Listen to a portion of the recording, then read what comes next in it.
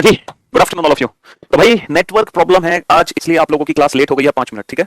5 to 7 minutes class late होने के पीछे रीजन, 10 मिनट तो बेटा लेट नहीं हुई है, 7 मिनट क्लास लेट हुई है, 6 से 7 मिनट। और वो भी लेट सिर्फ इसलिए हुई है क्योंकि नेटवर्क प्रॉब्लम हो रही है बहुत ज्यादा, बड़ी मुश्किल से, ठीक है। वाईफाई कनेक्शन जा चुका है बड़ी मुश्किल से, हाँ जी, इंटरनेट का कनेक्शन हमें मिला है जिसके चलते आप लोगों की क्लास चल पाई है। और वो भी भरोसा नहीं है कि कब तक चल पाए, ठीक है। यस जी हाँ, भरोसा नहीं है कब तक चल पाए, वीडियो रुक रुक के चल रही है, हाँ जी। तो आज थोड़ी सी बफरिंग और नेटवर्क प्रॉब्लम हो सकती है आप लोगों को, इसके लिए हम क्षमा प्रार्थी हैं, ठीक है। हाँ जी, चलिए साहब, I am not. Good afternoon भाई, Nitish, Gaurav, Raju, Aman, Sachin, Tarun, Brajesh, Deepak, Rahul, Ajit, Mohammad, Gaurav, Sachin, Priyanka, Nidhi, Deepika, Shikha, Diwakar, Neha, Parul, Pawan, Mohan, Sujeet, Anuj, Sarvesh, Sachin, Brajesh, Sandeep, Kaushal. A very good afternoon all of you. Good afternoon, good afternoon, good afternoon. ठीक है सर, मैं आपका बहुत बड़ा फैन हूँ। अरे गर्मी हो रही है भाई, एसी बन जाओ, हमारे फैन क्यों बन रहे हो? है कोई एसी नहीं है हमारा? क्या भाई, वंदे मातरम, जय हिंद। तो भाई हम लोग काउंटिंग फिगर चैप्टर पढ़ रहे हैं, काउंटिंग फिगर, आकृतियों की गणना। और तीन मतलब फ्राइडे को हमने शुरू किया था काउंटिंग फिगर, फिर मंडे को भी हमने पढ़ा काउंटिंग फिगर, है ना। फिर हमने ट्यूसडे को भी पढ़ा काउंटिंग फिगर, और आज है ना तीज है, तो हैप्पी तीज आप सभी को। और आज वेडनेसडे को भी हम काउंटिंग फिगर शुरू करेंगे। और मैंने आपसे कहा था कि आज हम पूरी कोशिश करेंगे इस चैप्टर को कंप्लीटली फिनिश करने की। तो आज हमारी कोशिश रहेगी कि ये चैप्टर भैया खत्म हो जाए आज के आज ही, ठीक है जी हाँ। काउंटिंग फिगर, आकृतियों की गणना। तो मेरे भाई, मेरे दोस्त, क्या आप तैयार हैं आंसर्स देने के लिए? चलिए, रोहित शर्मा ही हैं हम बेटा, जी हाँ, हम रोहित शर्मा ही हैं। करियर प्लेटफॉर्म पर हमें पीयूष वाचने के नाम से जाना जाता है, बट प्लेग्राउंड में हमें रोहित शर्मा ही बुलाते हैं, ठीक है। हम काउंटिंग फिगर तो ऊपर ही था, ये रहा जी। चलो एक बार सारे के सारे क्वेश्चंस पे आप नजर फिर से डालो बेटा, सारे के सारे क्वेश्चंस आप लोग फिर से देख लो, ठीक है। Are you one of the most wonderful and best teacher in the world? मुझसे पूछ रहे हो आप? नहीं भैया, हम नहीं है most wonderful and best teacher. चलिए साहब, तो मेरे दोस्त, मेरे भाई, ये क्वेश्चन हम लोग बना चुके हैं, यहीं से हमने क्वेश्चंस की शुरुआत करी थी बेटा। फिर हमने सेकंड क्वेश्चन ये सॉल्व किया था, third, fourth, fifth, six, seven, eighth, ninth, ये सब। देखो आप लोगों का बैच रीजनिंग स्पेशल 46 नया बैच है, जिसमें 2 चैप्टर हो चुके हैं, dice and cube and cuboid. ये थर्ड टॉपिक हम पढ़ रहे हैं, तीसरा चैप्टर काउंटिंग फिगर, आकृतियों की गणना, ठीक है। हाँ जी, आकृतियों की गणना तीसरा चैप्टर है हमारा। ये सारे क्वेश्चन हम बना चुके हैं। अगर आपने पिछले लेक्चर्स नहीं देखे हैं तो जल्दी से जाकर उन लेक्चर्स को देखें, वो आपका बेसब्री से इंतजार कर रहे हैं। ये सारे के सारे क्वेश्चन हम बना चुके हैं, सबके सब बना चुके हैं, जी हाँ बिल्कुल। हाँ जी, आप ही ने सॉल्व किया है इन क्वेश्चंस को, आप ही ने, किसी और ने नहीं, आप लोगों ने ही इन क्वेश्चंस को सॉल्व किया है। ये सब क्वेश्चन आप लोग बना चुके हो, ठीक है। चलिए अब आ जाओ, 58 क्वेश्चन तक हम कर चुके हैं, है ना, 58 क्वेश्चन तक हम कर चुके हैं। अब आ जाओ क्वेश्चन बेटा, सारी पीडीएफ अपलोडेड है क्लास नोट्स के अंदर, ठीक है। हाँ जी, सब अपलोडेड है क्लास नोट्स के अंदर।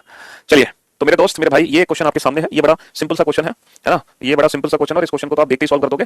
1 2 3 4 बेटा, 4 त्रिभुज तो ये है, और एक त्रिभुज है ये बड़ा वाला, एक त्रिभुज ये बड़ा वाला है। तो कितने त्रिभुज हो गए? 5 त्रिभुज हो गए इस फिगर में। ये तो बड़ा सिंपल सा फिगर है सर, है ना, ये तो बहुत सिंपल सा, बहुत इजी सा फिगर है।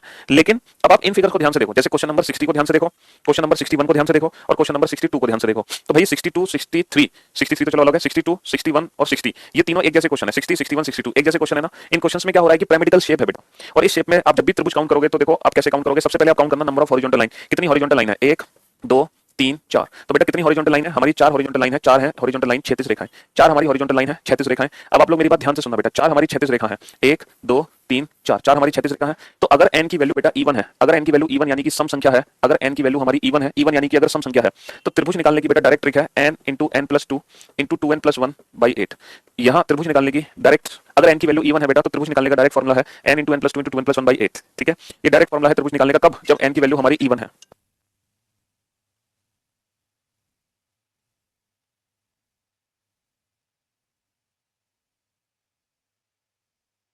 हाँ जी, तो बेटा त्रिभुज निकालने का डायरेक्ट फॉर्मुला है, n की वैल्यू इवन है, n into n plus 2 into 2n plus 1 by 8। और यहाँ n की वैल्यू कितनी रख दो बेटा? n की वैल्यू 4 रख दो, n की वैल्यू 4 रखो बेटा, 4, n की वैल्यू 4 रख दी हमने, तो 4 और 2 6, और 4 दूनी 8 और 1 9 बटा 8।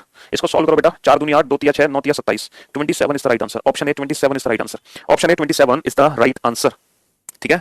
हाँ जी, option A 27 is the right answer. अब मेरे भाई, मेरे दोस्त, मेरी बात ध्यान से सुनना और ध्यान से समझने की कोशिश। n क्या है? n है बेटा ये line, number of horizontal line, 1 2 3 4, ये है n, 1 2 3 4। तो n की वैल्यू क्या है? 4, नंबर ऑफ हॉरिजॉन्टल लाइन, ठीक है। हाँ जी, अब जरा नेक्स्ट क्वेश्चन पे आओ। यहाँ पर n की वैल्यू कितनी है बेटा? 1 2 3। यहाँ पर n की वैल्यू 3 है, यानी कि n की वैल्यू है ऑड, ऑड यानी कि विषम संख्या। और जब n की वैल्यू बेटा ऑड होना, तो फॉर्मुला वही है, n into n plus 2 into 2n plus 1, formula same है।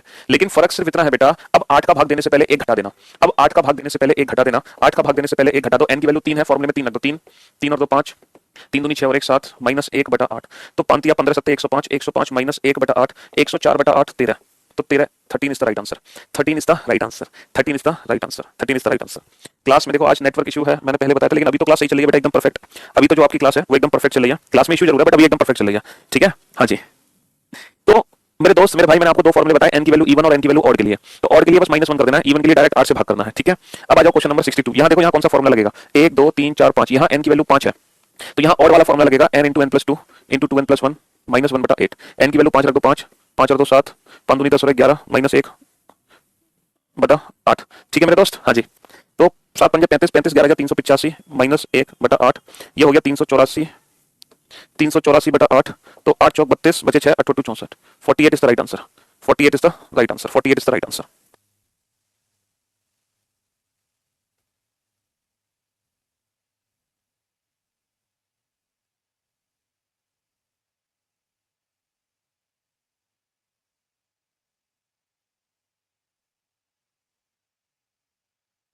हाँ जी बेटा, ब्लैक नहीं हो रहा है, खाना खाओ बेटा, आप लोग खाओ। अच्छा, अब यहाँ पर पता है, यहाँ पर कुछ लोग क्या करते हैं बेवकूफ बनाने के लिए, वो कहते हैं कि हम इन फिगर्स को ना डायरेक्ट सॉल्व कर देंगे, इन फिगर्स को हम डायरेक्ट सॉल्व कर देंगे बिना ये फॉर्मुला लगाए। कुछ लोग हैं जो कहते हैं कि ये फिगर्स डायरेक्ट सॉल्व हो जाएंगे बिना फॉर्मुला लगाए, हालांकि पहले हो भी जाती थी, पहले हो भी जाती थी बिना फॉर्मुला लगाए डायरेक्ट। क्योंकि पहले एसएससी में होता क्या था कि सिर्फ दो ही क्वेश्चन ये बनते थे, कौन कौन से, जब एन की वैल्यू 4 है और एन की वैल्यू 3 है, सिर्फ यही दो क्वेश्चन पेपर में आते थे, इनके अलावा कोई तीसरा क्वेश्चन पेपर में कभी आता ही नहीं था, कभी नहीं आता था। तो इन दोनों क्वेश्चन को डायरेक्ट सॉल्व करने की ट्रिक क्या है, जितने भी आपको इंडिविजुअल त्रिभुज ट्रायंगल दिखाई दे रहे हैं ना, आंसर उसका डबल माइनस 5 कर देना। जितने भी इंडिविजुअल ट्रायंगल आपको दिखाई दे रहे हैं बेटा, आंसर उसका डबल माइनस 5 कर देना, डबल माइनस 5, जितने भी इंडिविजुअल ट्रायंगल आपको दिखाई दे रहे हैं। जैसे 1 2 3 4 5 6 7 8 9 10 11 12 13 14 15 16, 16 त्रिभुज आपको दिखाई दे रहे हैं इंडिविजुअल, तो 16 दूनी 32, 32 माइनस 5 27, 16 दूनी 32, 32 माइनस 5 27। ठीक है, जितने भी इंडिविजुअल ट्रायंगल आपको दिखाई दे रहे हैं 1 2 3 4 5 6 7 8 9, बताओ आंसर क्या होगा इसका, बताओ फटाफट से।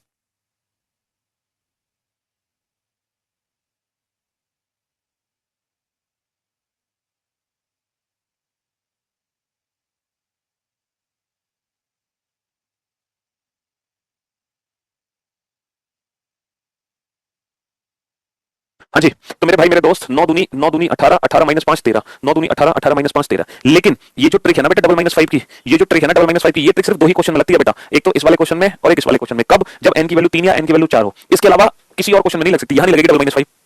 इसीलिए मैंने आपको डायरेक्ट ये भी बता दिया फॉर्मुला, देखो जब एन की वैल्यू 3 या 4 आ जाए तो आप डायरेक्ट ट्रिक लगा देना डबल माइनस 5। लेकिन अगर एन की वैल्यू 3 या 4 ना हो तो फिर आपको मजबूरी में ये फॉर्मुला यूज करना पड़ेगा। ठीक है, फिर आप मजबूरी में फॉर्मुला यूज कर लेना। ठीक, चलिए नेक्स्ट क्वेश्चन पे चलते हैं, क्वेश्चन नंबर 63। ये जो क्वेश्चन नंबर 63 हमारे सामने है, देखो हम क्या करते थे, जितने भी है ना ये क्वेश्चन, देखो अब ये मत समझना कि इसमें हमें त्रिभुज काउंट करने हैं, त्रिभुज नहीं करने, 1 2 3 4 5 6 6 दूनी 12 12 त्रिभुज है बेटा। इस क्वेश्चन में हमें त्रिभुज काउंट नहीं करने, क्वेश्चन को ध्यान से पढ़ो, करना क्या है, दी गई आकृति में सीधी रेखाओं की संख्या बताइए बेटा, दी गई आकृति में सीधी रेखाओं की संख्या बताइए, सीधी रेखाएं काउंट करनी है। हाँ जी, सीधी रेखाएं बेटा, डबल माइनस 5 की ट्रिक ये थी, जब एन की वैल्यू 3 या 4 हो तभी डबल माइनस 5 की ट्रिक लगेगी, बाकी और फिगर में डबल माइनस 5 की ट्रिक नहीं लगने वाली, बाकी फिगर्स में तो वही फॉर्मूला आएंगे, डबल माइनस 5 की ट्रिक लगेगी जब एन की वैल्यू 3 या 4 हो। ठीक है, हाँ जी बेटा, अब तो क्लास एकदम परफेक्ट चल रही है, अब तो आप बेवकूफ बना रहे हो, अब तो एकदम परफेक्ट क्लास चल रही है। अब मेरी बात ध्यान से सुनना बेटा, स्ट्रेट लाइन कैसे काउंट करते हैं, हम सीधी रेखाएं कैसे काउंट करते हैं, find out the number of straight line in the given figure. देखो जब हम सीधी रेखाओं की बात करते हैं ना, जब हम सीधी रेखाओं की बात करते हैं, सीधी रेखाएं, सीधी रेखाएं, सीधी रेखाएं देखो कैसे काउंट करते हैं, जब भी हम सीधी रेखाओं की बात करते हैं तो सीधी रेखाएं हमेशा कम से कम काउंट की जाती हैं बेटा, कम से कम।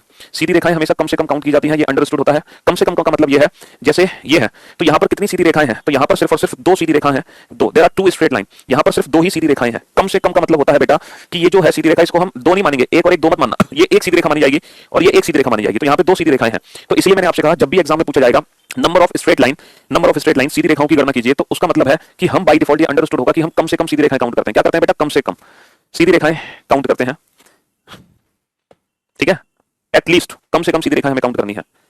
अब सीधी रेखाएं हम जल्दी से कैसे काउंट करेंगे, देखो बेटा बहुत इजीएस्ट अप्रोच है सीधी रेखाओं के काउंट करने को। नंबर ऑफ स्ट्रेट लाइन बेटा 3 टाइप्स की होती हैं, तीन प्रकार की सीधी रेखाएं होती हैं। आप अपने फिगर को तीन पार्ट में डिवाइड कर दो बेटा, आप अपने फिगर को तीन पार्ट में डिवाइड कर दो। कैसे डिवाइड कर दो बेटा, तीन पार्ट में तीन तरह की सीधी रेखाएं हैं। पहली सीधी रेखा है हॉरिजॉन्टल, दूसरी सीधी रेखा है बेटा वर्टिकल, तीसरी सीधी रेखा है डायगोनल। हॉरिजॉन्टल मतलब लेटी हुई रेखाएं, क्षैतिज रेखाएं, हॉरिजॉन्टल मतलब क्षैतिज लेटी हुई रेखाएं। वर्टिकल मतलब खड़ी हुई रेखाएं, वर्टिकल रेखा होती है खड़ी हुई रेखा, है ना, लंबवत, लंबवत भी इसको बोल सकते हैं। डायगोनल का मतलब तिरछी रेखा, तिरछी रेखाएं। तो आप अपने फिगर को बेटा तीन पार्ट में डिवाइड करते हो, horizontal vertical diagonal, horizontal vertical diagonal. तो आप बड़े प्यार से अपने क्वेश्चन को सॉल्व कर सकते हैं, जैसे ये फिगर आपके सामने है, आप तीन पार्ट में डिवाइड कर दो सर, हॉरिजॉन्टल वर्टिकल डायगोनल, आप तीन पार्ट में डिवाइड कर दो बेटा, तीन हिस्सों में बांट दो इस फिगर को। अब बताओ यहाँ पर कितनी हॉरिजॉन्टल रेखाएं हैं सर, हॉरिजॉन्टल रेखा एक दो तीन, सर तीन हॉरिजॉन्टल रेखा है। वर्टिकल रेखा कितनी है, वर्टिकल खड़ी हुई रेखा, खड़ी हुई एक और एक दो, सर दो यहाँ पे खड़ी हुई रेखा है। तिरछी रेखा कितनी है, तिरछी, तिरछी सर एक और एक दो, सर दो यहाँ पे तिरछी रेखा है। तो कुल कितनी रेखाएं हो गई, तीन और दो पांच और दो सात। तो आप इस मेथड से जब सीधी रेखाएं काउंट करोगे तो आपको बिल्कुल भी दिक्कत नहीं आने वाली है, कभी कोई दिक्कत नहीं आ सकती। ठीक है, तो तीन प्रकार की सीधी रेखाएं हैं, हॉरिजॉन्टल वर्टिकल डायगोनल। ठीक है, हॉरिजॉन्टल वर्टिकल डायगोनल, डायगोनल यानी कि तिरछी खड़ी हुई रेखाएं। ठीक है, आप अपने फिगर को तीन पार्ट में डिवाइड कर दो, जैसे इस फिगर में number of straight line count करनी है, कुल सीधी रेखाएं, तो तीन पार्ट में डिवाइड कर दो अपने फिगर को, और देखो आंसर कितनी जल्दी निकलेगा। आप अपने फिगर को तीन पार्ट में डिवाइड कर दो बेटा, आप क्षैतिज रेखा अलग निकालो, खड़ी हुई रेखा अलग निकालो, तिरछी रेखा अलग से निकालो, फटाफट से बताओ। हाँ जी, फटाफट से बेटा, यहाँ पर कितनी हॉरिजॉन्टल रेखा है, एक, ये दो, ये पूरी एक मानी जाएगी बेटा, दो नहीं मानी जाएगी, ये पूरी एक मानी जाएगी, दो तीन, तो तीन है यहाँ पे हॉरिजॉन्टल रेखा। अच्छा वर्टिकल रेखा कितनी है, वर्टिकल तो जीरो है, जीरो। तिरछी कितनी है, तिरछी, तिरछी रेखा कितनी है सर, एक दो तीन, तो इधर से आ गई चार पांच छह, तो छह तिरछी रेखा है, तो छह और तीन नौ, छह और तीन नौ। ठीक है, हाँ जी, छह और तीन नौ, तो ये नौ रेखाएं हमारी हो गई टोटल। फटाफट से अगले क्वेश्चन का आंसर तो जल्दी से।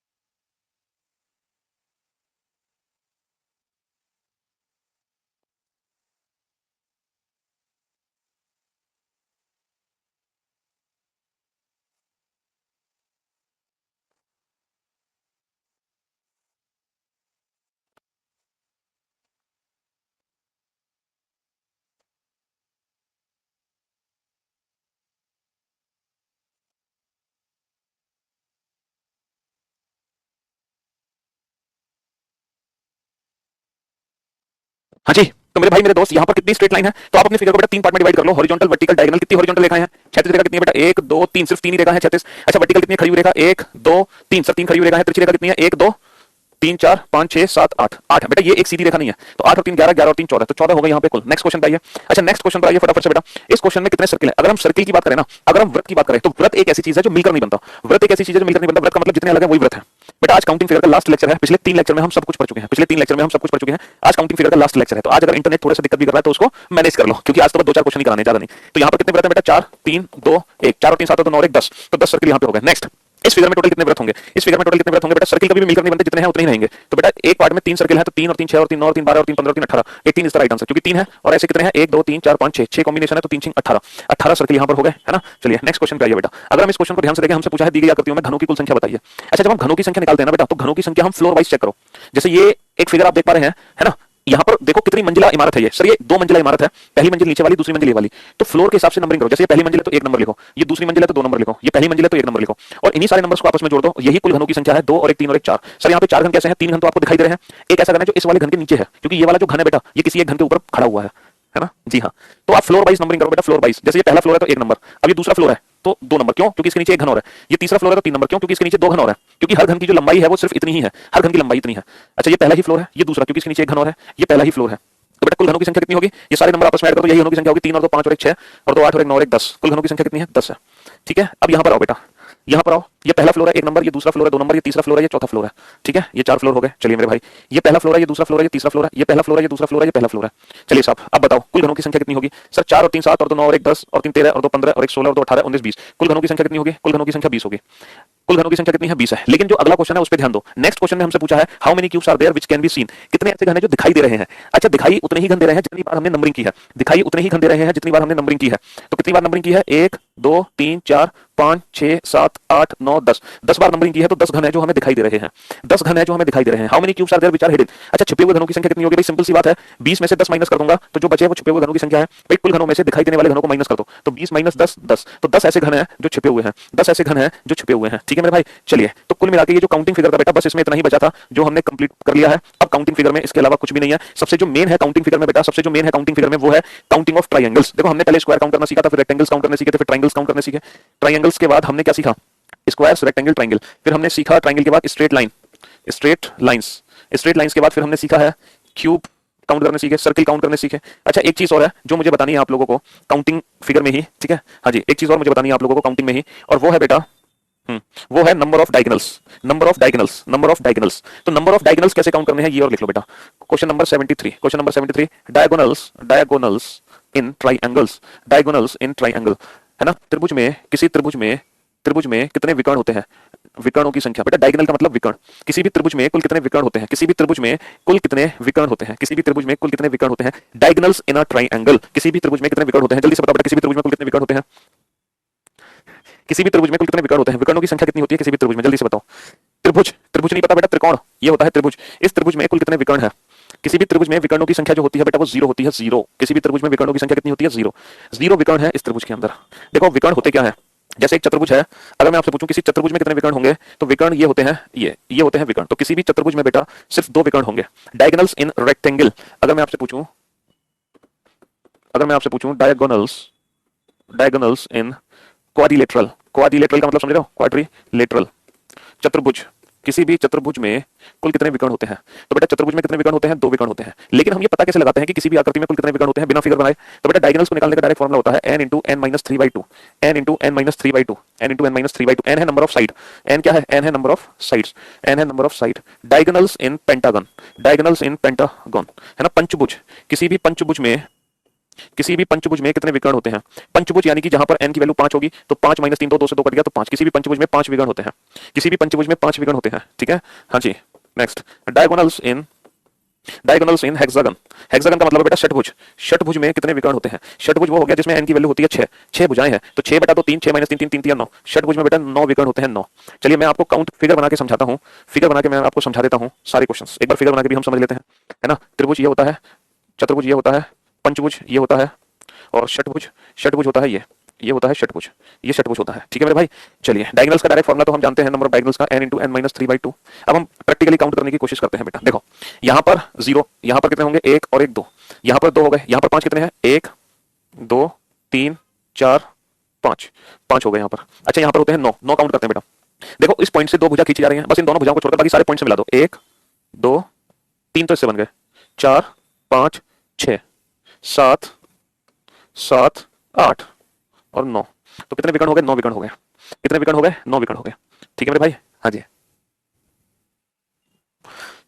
तो फाइनली बेटा आफ्टर 76 क्वेश्चन, 76 क्वेश्चन करने के बाद देखो कुछ ही ऐसे चैप्टर है रीजनिंग में जिसमें हमें अलग से भी प्रैक्टिस की रिक्वायरमेंट है। यकीनन, यकीन करना मेरा। आपने डाइस टॉपिक कंप्लीट कर लिया, cube and cuboid chapter complete कर लिया आपने, क्यूब एंड क्यूबॉइड, और तीसरा टॉपिक काउंटिंग फिगर्स आप लोगों ने पढ़ लिया। ये 3 चैप्टर आपने पढ़ लिया, आप लोगों के बैच में कंप्लीट हो गए।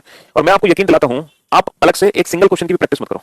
जितने क्वेश्चन मैंने क्लास में कराए हैं, अगर आपने उतने भी क्वेश्चन कर लिए तो बेटा एग्जाम में, मेरा यकीन करना, एग्जाम में एक क्वेश्चन फालतू नहीं आ सकता। जो भी कुछ आपने क्लास में पढ़ा है, अगर आपने सिर्फ वही पढ़ लिया ना, तो वही आप लोगों के लिए मोर देन सफिशिएंट है। कुछ ही चैप्टर ऐसे हैं रीजनिंग में जिसमें हमें अलग से भी प्रैक्टिस करनी पड़ेगी, वो मैं आपको बता दूंगा जब उन चैप्टर्स को पढ़ाऊंगा कि ऐसे कौन से चैप्टर्स हैं जहां हमें अलग से भी प्रैक्टिस करनी है। अदरवाइज पूरी रीजनिंग में जो मैं क्लास में पढ़ा दूंगा, अगर आप सिर्फ उतना भी सिलेबस कर लेते हो, सिर्फ उतना भी, तो बेटा सिलेक्शन होने से कोई रोक नहीं सकता आपका किसी भी एग्जाम में। ठीक है? हाँ जी, मैं आपको जितना सिलेबस पढ़ाऊंगा, मैं तो कह रहा हूं, आप उसका 70% भी कर लोगे ना, तो वो आपके लिए मोर देन सफिशिएंट रहेगा। जी हाँ, ठीक है, बिल्कुल। चाहे कोई भी पेपर हो, तो आप बिल्कुल टेंशन फ्री हो जाना। देखो हम प्रैक्टिस इसलिए करते हैं ताकि हमारी स्पीड इंप्रूव हो। स्पीड इंप्रूवमेंट के लिए हम प्रैक्टिस करते हैं। ठीक है? नॉलेज के लिए प्रैक्टिस करते हैं, ये गलत बात है, क्योंकि नॉलेज तो बेटा इस बैच से ज्यादा आपको दुनिया में कहीं नहीं मिल सकती। जितनी नॉलेज इस बैच में मिलेगी रीजनिंग सब्जेक्ट में, उतनी नॉलेज आपको दुनिया में कहीं नहीं मिल सकती। तो अगर प्रैक्टिस करनी है आपको क्वेश्चंस की, तो वो सिर्फ और सिर्फ आपकी स्पीड को बढ़ाने के लिए है, क्योंकि सिलेक्शन एग्जाम में तब होगा जब हमारी स्पीड बेहतर होगी। इसलिए हम प्रैक्टिस करते हैं ताकि हमारी स्पीड बेहतर हो जाए। ठीक है? नॉलेज तो हमें क्लास में ढेर सारी मिल जाएगी। ठीक है? हाँ जी बेटा, स्टेट पीसीएस भी, आईएएस का पेपर भी, यूपीएससी जिसको बोलते हैं सीसेट का। ठीक है? चलिए, तो आप बेटा रीजनिंग बैच में मेरे साथ आ गए हो, डेली लाइव क्लासेस अटेंड करो। लाइव नहीं कर पाते तो उनको रिकॉर्डेड फॉर्म में देखो, बट रेगुलर बेसिस पे मेरे साथ क्लास ज्वाइन करो, तो आपका सिलेक्शन होने से कोई रोक नहीं पाएगा और आप निश्चिंत हो जाइए। ठीक है? बिल्कुल। देवेश बेटा करियर के होम पेज पे पोस्ट कर दो, वहां पर आपकी सुनवाई हो जाएगी। ठीक है? चलिए, तो thank you so much, thanks a lot, good bye, love you all, take care, thank you so much. और कल हम एक नया टॉपिक शुरू करेंगे। आज के लिए सिर्फ इतना ही, क्योंकि अभी 20 मिनट बचे हैं, 20 से 25 मिनट, और इन 20 से 25 मिनट के लिए मैं नया टॉपिक तो नहीं शुरू करूंगा। तो नया टॉपिक बेटा फिर हम कल से ही शुरू करेंगे, और आज आप आराम से तीज सेलिब्रेट करो। ठीक है? हाँ जी, thank you so much, thanks a lot, good bye, love you all, take care. और वैसे भी बेटा आज नेटवर्क प्रॉब्लम हो रही है।